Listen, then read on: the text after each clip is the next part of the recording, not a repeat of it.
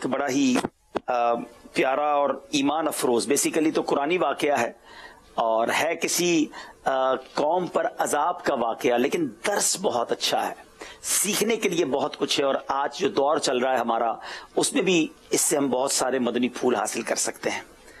یہ واقعہ تھا حضرت سیدنا داؤد علیہ نبینا علیہ الصلوۃ والسلام کی قوم کا، اور ان کی قوم کے 70,000 افراد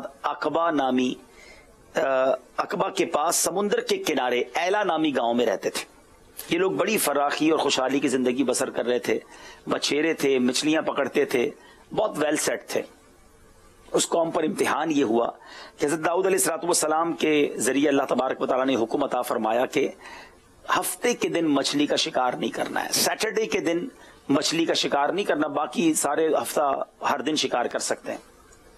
اور ایک اور امتحان یہ ہوا کہ سیٹرڈے والے دن یعنی ہفتے والے دن مچھلیاں زیادہ آتی تھی پانی میں، امتحان تھا نا۔ اب اس قوم کے 3 گروہ بن گئے، 3 یوں سمجھیے کہ گروپس بن گئے۔ ایک گروپ نے کہا اللہ کا حکم ہے ہم تو سیٹرڈے کو مچھلیوں کا شکار نہیں کریں گے۔ ایک نے کہا کہ شیطان نے ان کو یہ ہیلا سجا دیا کہ ایسا کرو، مچھلی سمندر سے نالیاں بناؤ اور بڑے بڑے پاٹس بنا لو، آج کے زمانے میں اس نے حوض بنا لیں، مچھلیاں اس میں آ جائیں گی سیٹرڈے کو، اور اس کو بند کر لینا، اور ہفتے کے بعد اتوار کو مچھلیاں اس سے نکال لینا۔ تو شکار تو تم نے اتوار کو کیا نا۔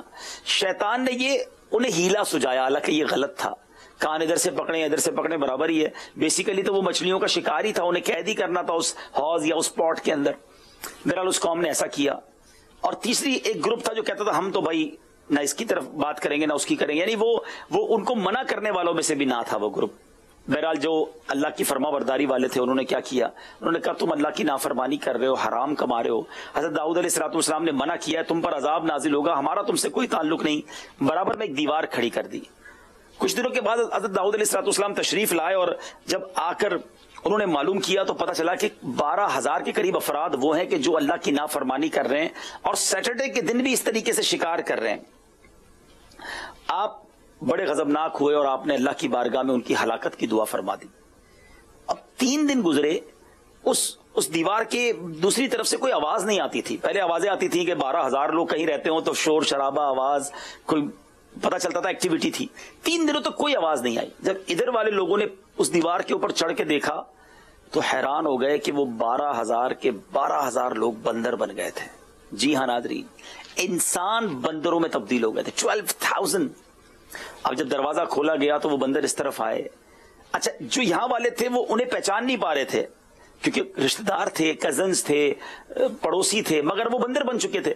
مگر وہ بندر جو ہے وہ ان لوگوں کے پاس آتے تھے، ان کے کپڑے سونگتے تھے، یعنی وہ شاید یہ بتانا چاہتے تھے کہ میں کون ہوں، مگر nobody knows، کوئی پہچانتا نہیں تھا کہ یہ کون ہے۔ اور کچھ دن، 1 دن 2 دن وہ زندہ رہے، اور اس کے بعد یہ 12 کے 12,000 لوگ دنیا سے چلے گئے، یہ بندر مر گئے، ان کا نام و نشان باقی نہ رہا۔ ناظرین، یہ عذاب کیوں نازل ہوا؟ قرآن پاک میں یہ واقعہ موجود ہے اور یہ واقعی پڑھنے والا ہے۔ اس کا تفصیلی جو یوں سمجھیے کہ واقعہ جو ہے یہ سورہ بقرہ کی آیت نمبر 65 اور پارہ 9 سورہ اعراف کی آیت نمبر 163 تا 166 میں موجود ہے۔